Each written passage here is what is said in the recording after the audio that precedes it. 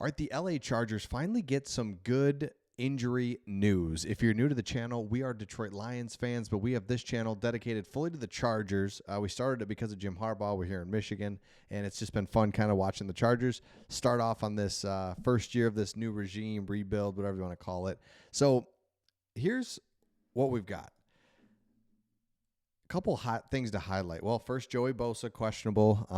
Unfortunately, he just always is. But DJ Chark practiced Thursday and Friday. He's listed as questionable, but he might be back. Quentin Johnston's full, ready to go. Ladd McConkey full, ready to go. Khalil Mack is good.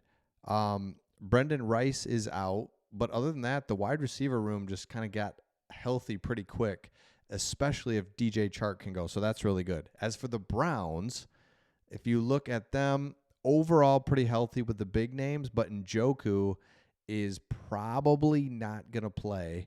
And this is big because as the Browns have kind of figured out their quarterback situation and what's going on, Njoku is just getting healthy and really being a big part of what they want to do. So him being out would be really good for the defense. As we know, the defense, Chargers defense, this is my biggest surprise of the year so far for the Chargers. And let me know in the comments, what has surprised you most about this season, either good or bad? Mine is like how good the defense has been for the Chargers. Knew they would be much improved, but I mean, they're leading the league in scoring defense. They keep everything in front of them. Nothing's crazy, and that's without Bosa. That's with Khalil Mack doing some really good things. But, I mean, Bosa's been out. So, again, without their tight end, they've got Jameis Winston at quarterback. He did win last week. But, man, this is what we've been talking a lot about on this channel, is that the Chargers are in the midst of a 5-game manageable schedule, Browns being one of them, with a backup quarterback. So you got to be pretty excited to know that, man, here we sit right in the playoff picture. We need to get a couple more wins during this stretch, and then it's like Ravens. It's some harder teams, right? But so what? If you can enter that at 7-4 or whatever, like life's a lot different than if you're trying to fight uphill battle to get into playoffs against good teams.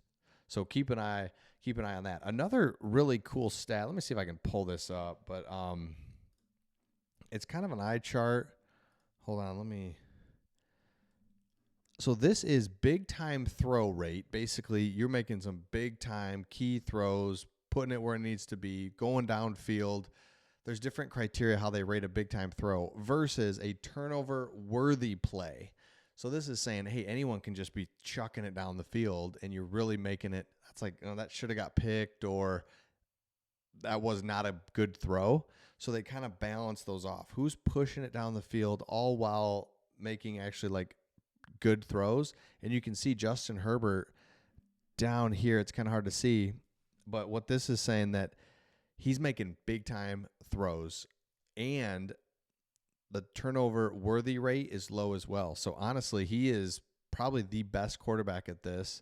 And I think they even call him out here. Yeah.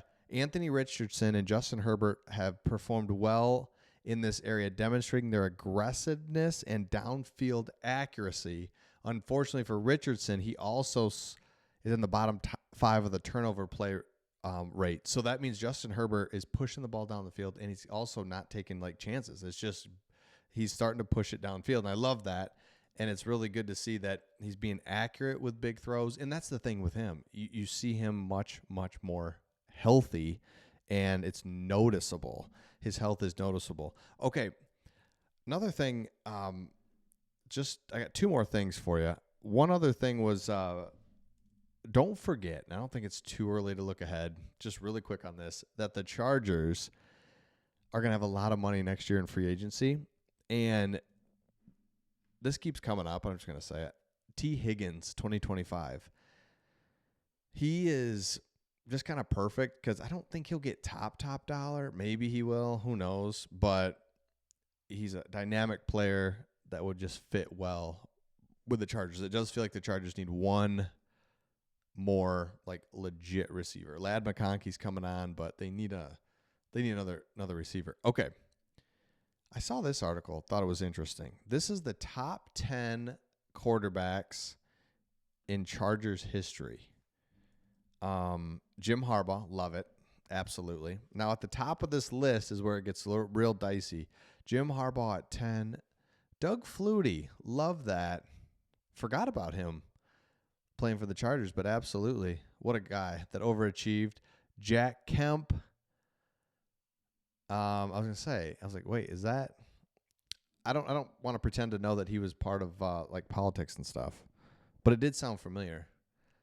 Okay, Jack Kemp. Drew Brees, another one you forget about that you kind of want to put as like the greatest, but it's like, but for the Chargers though, man, that's crazy. Left Chargers and did a lot of things. All right, 6. All right, 5. Justin Herbert already up here. Absolutely. I think each year, I mean, he's going to be an all-timer when it's all said and done. Because when you look at the all-timers, you've got, hold on, let's go to the top. Dan Fouts at 2. So you've got 3 quarterbacks that could just be epic. Dan Fouts at 2, Air Coryell, and then you've got Phillip Rivers 1. From an outsider's perspective, and since starting this channel, I had no idea Dan Fouts was the man. I kind of did. I knew he played for the Chargers, I guess. Knew that he was good. Like, it's a good quarterback. He did some broadcasting and some like booth stuff, calling games. And so, like in the Waterboy, he's in the Waterboy. But I just don't think of him as like, oh, he was a stud quarterback, but he was unbelievable.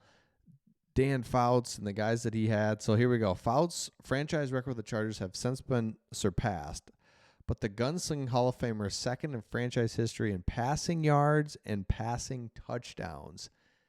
And so then you've got him at 2. I would put him at 1, Phillip Rivers. There's a case right here. There's a case for Fouts over Rivers because the overall impact on the sport that he had. Exactly. That's why I didn't even know that. I mean, it's in the 70s and they are just throwing the ball all over the place. And now look at what we did. And like at the time, it looked like, whoa, throwing the ball. But that's just like modern football that we play today. So love Fouts. But yeah, Justin Herbert will be up here in no time. Okay, let me know your thoughts on all that. If you're new to the channel, we talk about teams, or we talk about the Chargers and only the Chargers. Have you watched us for a little bit, make sure you subscribe. We would love that, and we'll see all of you on the next one.